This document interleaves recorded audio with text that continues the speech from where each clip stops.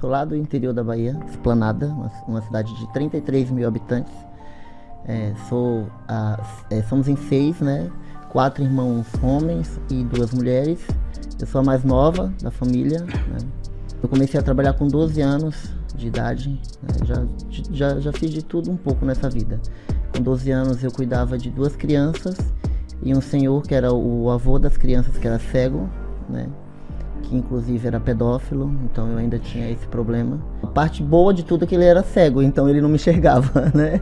Então eu conseguia correr dele o tempo inteiro e cuidar das netas dele, né? Na época eu tinha 12 anos. Antes disso eu trabalhei não, era uma forma que eu ganhava o meu dinheirinho, né? Que era juntar esterco.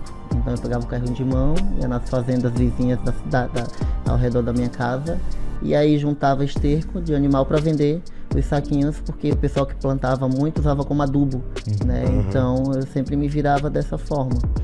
E nessa casa eu trabalhava de segunda a sexta. Eu lembro que meu salário era R$5 por semana. Nossa, que eu recebia, R$5 por semana. R$5 por semana. Trabalhava de segunda a sexta.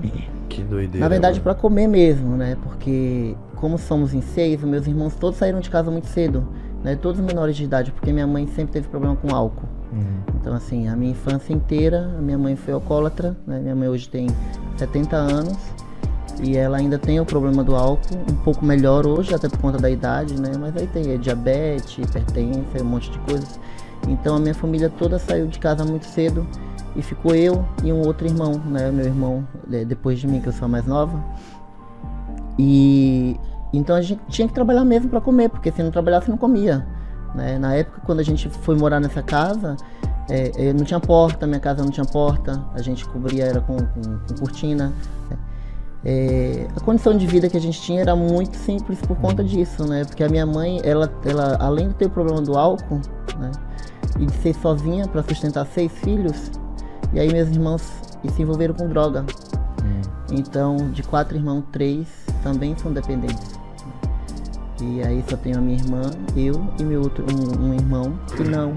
Então 3 irmãos meus se tornaram dependentes químicos. E o meu irmão mais velho, ele é deficiente também, né? Além de ser dependente químico, ele é deficiente. Meu irmão andava desde quando meu irmão teve aquele problema de ossos de vidro, que tudo que ele caía, qualquer escorrego que ele levava, ele caía, quebrava, né? Quebrava inteiro. Então ele ficou todo encurtado, né? O tronco dele da cintura para cima cresceu, só que as pernas não. Então ele andava na rua só com as mãos, né? Só arrastando a bunda e com as mãos no chão, né? Então meio que você tem que brigar contra tudo, né? Você tem que viver tua vida brigando contra essas coisas. E daí depois, quando eu completei 15 anos, eu fui morar em Salvador, em casa de família. Morei dos 15 até os 18 na casa do desembargador da Bahia. Eu era babá de uma das crianças e eles me tratavam muito bem, assim, com escola. Eu estudava, eles faziam questão que eu estudasse, né? Que eu tivesse meu horário para estudar e para cuidar da criança. E aí depois, com 18, eu vim para São Paulo. Então a minha infância foi muito assim, né? Minha mãe foi ter geladeira quando eu comprei, em 2002. A TV também. E em relação ao que eu vejo do que a minha mãe fazia, de tudo que minha mãe fazia, né? Para tentar manter os filhos. A minha mãe, pelo fato do álcool, né? Eu não lembro da minha infância, de eu acordar um dia na minha vida e não ver a minha mãe bebendo. Um dia assim hoje eu acordei e minha mãe não bebeu. Não, era todos os dias da vida, todos os dias. Inclusive quando eu vim para São Paulo com 18 anos, que o meu sonho, eu lembro que as minhas orações de criança era: Deus, ajuda a minha mãe a parar de beber, eu só quero que a minha mãe pare de beber. Era minha oração que eu fazia todos os dias de quando era criança. As pessoas me chamavam na cidade da filha da cachaceira. Eu não tinha nome. O nome era filha da cachaceira. Eu não culpo a minha mãe por isso, porque ela tinha que também trabalhar para tentar colocar alguma coisa dentro de casa, e não culpo o vício por isso. Eu culpo a condição de vida que tinha que ser assim. Eu acho que tudo na nossa vida é um aprendizado. Se foi dessa forma que eu tive que aprender para ser quem eu sou hoje, para entender que eu não preciso passar por cima de ninguém, que eu não preciso achar que eu sou melhor do que ninguém, que eu não preciso me desmerecer e que eu não preciso fazer nada de errado para viver a minha vida e ser feliz, foi assim que eu aprendi. Né? Então é isso que eu vou levar para minha vida. E é isso que eu ensino para o meu filho todos os dias. ele se orgulha da pessoa que eu sou, ele fica brincando e me imitando, sabe? Então, isso que eu quero ensinar pro meu filho. Eu quero dar uma condição de vida pro meu filho estudar, para ele ser alguém, sabe? Porque no final da vida, o que a gente leva? A vida ela tem que ser construída em cima de uma história. Porque tudo isso é que passa. O esporte vai passar, né? Envelhecer, todo mundo vai envelhecer. Vai acabar, o físico acaba e a sua história. O que você escreveu? O que você ensinou? O que você deixou? A minha vida é construída em cima da minha base principal, que é o meu filho. Eu quero deixar uma história de vida para o meu filho. Porque eu quero que quando eu esteja na minha velhice, quando ele construa a família dele, ele tenha uma história para contar. Então, olha o que eu passei. Se eu fosse viver a vida amargurada pela mãe e pelo pai que eu tive, infelizmente, eu seria a pior pessoa do mundo, né? Eu não seria uma pessoa cheia de mágoa, uma pessoa amarga, né? Uma pessoa que não via amor nas outras pessoas, uma pessoa que... Porque os seres humanos, eles são muito assim, né? É tudo a ferro e fogo, né? Se você foi ruim comigo, eu vou ser ruim com você, cara, mas não é assim. Se você aprender que aquele momento que você passou de dificuldade, você ser contrário, você mostrar que você é o contrário daquilo que te ensinaram, eu acho que é a melhor lição de vida, né? Você ser justamente o contrário. Peraí, não, eu não recebi amor aqui, mas eu vou dar amor ali. Porque eu quero ser alguém, eu quero estudar, eu quero aprender, eu quero ensinar. É isso que eu quero pra minha vida. Eu quero ser uma pessoa feliz. E a felicidade não depende só de... Porque quando você tá com suas contas pagas, com seu relacionamento perfeito, com uma casa boa pra morar, com um carro bom, pra que você precisa de fé? Você tem tudo. Agora, quando você não tem o que comer, quando você não tem um pai, quando você mal tem uma mãe presente na tua vida, quando você tem irmãos dependentes químicos, quando você não tem nenhuma bicicleta para andar e você tem que começar a trabalhar com 12 anos de idade, o que você tem que ter na tua vida? Fé. Porque a fé ela é movida a isso, a você tentar mudar a tua vida. A fé é movida à dificuldade. A gente só tem fé quando a gente passa por problemas e dificuldade. Quando a gente está bem, a gente nem esquece até que a fé existe, né? Mas quando a gente tá ralando ali e falando, não, eu vou conseguir, eu tenho fé porque eu vou conseguir, né?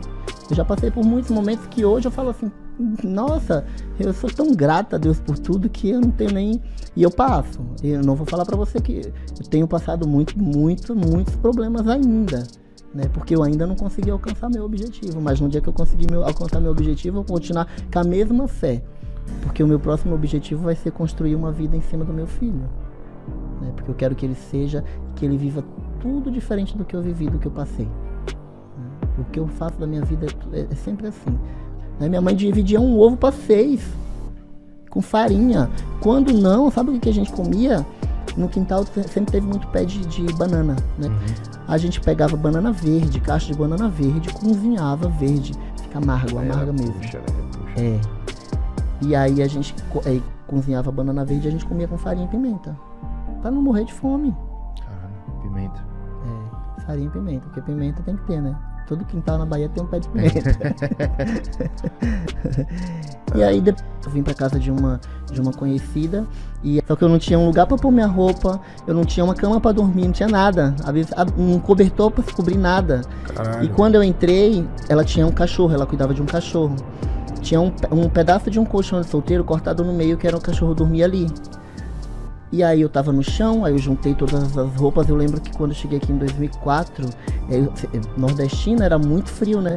E a primeira gripe que eu peguei, eu fiquei muito mal, que eu cuspia sangue. Pra você ter uma ideia de tão mal que eu fiquei. E aí eu indo pro hospital tomar bezetacil e tal. Aí eu, com 15 dias, eu peguei o endereço, coloquei no papel, coloquei no bolso, falei, não, vou procurar emprego. E aí eu fui pro centro de São Vicente. Cheguei lá na primeira loja que eu entrei, eu lembro até hoje, não existe mais a loja. Chamava Ilha Brasil. A primeira loja que eu entrei, eu falei pro gerente que eu era do Nordeste, que estava procurando emprego, tinha chego há 15 dias. Ele falou, não, vai em casa, pega uma calculadora, uma caneta, e era um final de ano, era novembro. Então já era época de... Porque na época o final... tava contratando, né? Muita gente por causa da virada do... Aí eu coloquei o endereço no bolso, fui. Aí ele falou, vai lá pegar uma calculadora, uma caneta, volta e que você já vai trabalhar. Aí eu voltei toda feliz, coloquei um tênis. Aí voltei, e aí trabalhei. Aí, só que não tinha comida. Pra comer você tinha que comprar sua comida. Mas como que eu ia comprar minha comida se eu tinha chego há 15 dias, né? Aí o que aconteceu? Tinha um pé de manga que caía, o galho caía pro lado do quintal. E aí eu passei um mês e pouquinho até eu receber, porque como era temporário, você tinha que trabalhar, completar o mês e receber, porque era comissão de venda, né? De final de ano de dezembro. Aí eu comia manga verde com sal. Que era o galho que caía no quintal, né? E a minha comida era aquilo ali, era manga verde com sal, né? E aí eu fui trabalhando e comprando as coisinhas usadas, e aí fui construindo a minha vida aqui em São Paulo. Lá em São Vicente. Lá em São Vicente. E aí depois que eu vim pra cá, que eu tive meu filho, né? Meu filho tem 11, vai fazer 12 anos agora, em novembro. Eu comecei a treinar depois que eu tive meu filho, era muito magra, muito. Eu pesava 33 quilos com 15 anos. Com 15 anos eu andava na rua sem camisa ainda. Era menininho, eu andava na rua, jogava futebol, só trabalhava, jogava futebol e gostava muito assim. Então eu sempre gostei do esporte, né? Eu jogava muito capoeira, depois joguei muito futebol no time da cidade. E aí depois que eu tive meu filho, eu falei, aí eu engordei. Quando eu tive meu filho, eu engordei muito. O pessoal que pesava 33 com 15. Aí eu tive meu filho com 24. Fui pra 82, eu falei, opa, aí eu entrei na academia pra emagrecer. E aí depois que eu tive meu filho, eu comecei. Um ano depois que eu tava treinando, o dono da academia falou, você tem um físico legal pra competir e tal. Isso lá em Praia Grande, que eu já morava em Praia Grande, né? Aí eu falava, não, mas não tem nada a ver, eu tenho uma vergonha. Então, quando eu comecei a treinar, eu lembro que o dono da academia falou assim, por que você não vai participar do powerlift? Você tem força pra caramba. Eu falava, mas não, vamos testar. E aí ele ficava fazendo supino, agachamento, terra, né? E eu sempre agachei pesado e tal. E aí eu comecei a participar do campeonato de power. Mas eu sempre tive uma determinação de... Para eu conseguir atingir um objetivo, eu tenho que ter um foco, né? Então, o meu sonho sempre foi me tornar atleta profissional, né? E como eu acompanhava, eu falava, não, eu quero competir, eu quero me tornar atleta profissional, né? Só que não tinha condição nenhuma. E eu estava desempregado em Santos. E aí eu estava numa fase bem complicada, tanto com a minha família no Nordeste, né? Por não estar tendo condição de poder ajudar minha mãe. E eu hoje sou, pra minha família, é como se eu fosse, eles me veem como assim, é como se eu fosse o centro da família, sabe? Tudo, nossa, olha onde minha filha chegou. Eles só me admiram, né? Pelo que eu faço, mas não sabem o que é. É um exemplo desse que deu certo. Exatamente. E aí, eu falei, bom, eu vou me dedicar pra ir na UOMAS, pra mim tentar virar profissional pela UOMAS, né? Aí eu comecei a fazer, eu tava desempregado. E aí eu comecei a trabalhar com a Fabi e eu ganhava R$30 por dia, né? E aí eu subia, ela mora no morro, né, lá em Santos. E aí eu subia o morro todo dia, trabalhava para sustentar meu filho, né, ajudar minha sogra porque a gente estava morando com ela, né? E aí eu comprava com R$10, era 4 kg de sardinha. E para esse campeonato eu fiz com sardinha, né? Aí era 4 kg de sardinha que eu comprava, que dava um pouco mais de 8 dias, 9 dias mais ou menos. E eu comia só sardinha. Fiquei 5 meses fazendo dieta só de sardinha. E fui competir nesse campeonato. Aí virei atleta profissional. Aí aí entrou a pandemia tudo, né? E aí eu fui trabalhar em loja de suplemento junto com o Thiago, porque a gente ficou meio que sem opção. Não tinha como fazer, não tinha como dar aula, não tinha nada. E aí a gente foi trabalhar em loja de suplemento. E eu trabalhando com a Fabi, loja de suplemento e se virando. E aí, quando eu falei, aí eu tava dando aula numa academia escondido, né? Que o rapaz deixava a gente treinar lá, na pandemia. E aí eu tava dando aula pra uma amiga minha. E aí ela falava pra mim assim, qual é o seu sonho, Oceane? Agora que você já é profissional, qual é o seu sonho? Eu falei, meu sonho é um dia chegar no Mister Olímpia. Meu sonho é competir lá fora do país, né? Eu quero muito um dia conquistar isso. E aí ela falou, por que você não vai? Eu falei, Márcia, como? Com que condição? E eu já tinha ouvido falar de preparadores, de pessoas do meio, de me ligar e falar assim, cara, volta pro amador, você é pobre, você não vai conseguir. Você não tem dinheiro, volta pro amador. E aquilo ali pra mim sempre foi como Não, eu vou conseguir. A minha vida sempre foi voltada a isso. Peraí, eu não aceito um não. Né? Porque já chega tudo que eu vivi, já chega tudo que eu passei. Eu tenho que buscar o sim sempre. A nossa vida tem que ser voltada a isso. Porque o ser humano, ele tem uma capacidade muito... o ser humano, ele é assim, né? Tudo que é muito difícil, ele desiste no meio do caminho. Se tá muito difícil, opa, não vai dar. Sempre coloca um não vai dar. Não, mas se você se determinar, você dá. Você tem que procurar uma alternativa. Tudo na nossa vida tem uma alternativa. Por que não? E aí eu pensei, aí ela falou pra mim assim, olha, Alcione, o que eu posso fazer por você é o seguinte, eu compro a tua passagem pra você, como ela conhece, viajava muito pra Europa, viaja muito, eu compro a tua passagem pra você competir em Portugal, e você vai me pagando parcelado, né? Eu vou com você, e tudo que você for gastar, a gente compra no meu cartão, e a gente faz a conta, e depois você vai me pagando. Falei, então tá bom. E aí eu falei, cara, e agora pra fazer a dieta? E eu ficava matutando, falei, preciso achar uma saída, né? Aí eu pus no Google, né? Peixaria. E aí eu liguei, a primeira peixaria que eu liguei, eu perguntei se vendia tilápia. A mulher falou, vende. Aí eu falei assim, então eu tô indo aí.